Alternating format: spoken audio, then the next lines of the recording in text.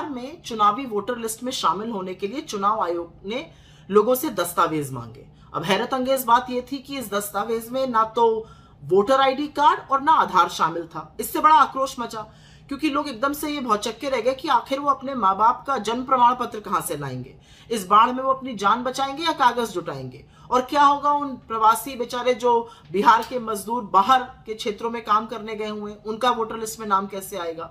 तो आज चुनाव आयोग ने अखबार में एक विज्ञापन दिया और उस विज्ञापन में कहा कि आप बिना दस्तावेज के भी अपना नाम दे सकते हैं, फॉर्म भर के बीएलओ को दे दीजिए और उसके बाद इलेक्टोरल रजिस्ट्रेशन ऑफिसर मतलब ईआरओ के विवेक पर छोड़ दिया गया, वो तय करेगा कि आपका नाम वोटर लिस्ट में आएगा कि नहीं आएगा। इसके लिए जो ईआरओ है वो मौके पर जाएंगे, जहां पर लोगों ने दस्तावेज नहीं दिए हैं वो आसपास के लोगों से बात करेंगे, वो बाकी किन्हीं दस्तावेजों को देखकर ये निर्धारित करेंगे कि आप 18 साल से उम्र के ज्यादा के हैं कि नहीं, आप वहां पर कब से निवास कर रहे हैं, इत्यादि इत्यादि। और उसके बाद अपनी मन मर्जी से वो ये डिसाइड करेंगे कि आपका नाम वोटर लिस्ट में लगाया जाएगा कि नहीं।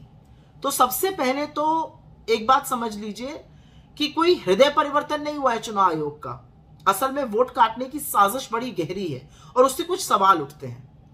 सबसे पहला सवाल तो यह कि एक लोकतंत्र में जो सबसे मजबूत अधिकार है वोट देने का, वो एक ईआरओ की मनमर्जी पर छोड़ दिया गया है। दूसरा बड़ा सवाल यह है कि सत्तारूढ़ दल जो बीजेपी और जेडीयू की सरकार है, उसके दबाव में आकर ईआरओ मतदान की सूची में गड़बड़ क्यों नहीं कर सकता है।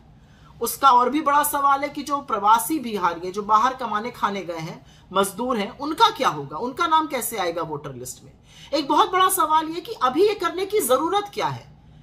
पांचवा बड़ा सवाल यह है कि क्या यह सच नहीं है कि बिहार में इस तरह की एक एक्सरसाइज अभी करी गई थी और 6 जनवरी को एक लिस्ट प्रकाशित हुई वोटर लिस्ट, जिसको स्पेशल समरी रिव्यू कहा गया वोटर लिस्ट का। उसमें तमाम तरह की चीजें करी गई, उसमें घर घर जाकर सर्वेक्षण किया गया, उसमें भौतिक सत्यापन किया गया, उसमें जो आपत्तियां दर्ज करी थी उसकी भी सूची लगाई गई, क्या कार्रवाई हुई वो भी बताया गया। उसमें फाइनली एक मतदाता सूची रिलीज हुई जो राजनीतिक पार्टियों के साथ साझा हुई। तो अब ये फिर से ऐसा करने की क्या जरूरत आ पड़ी।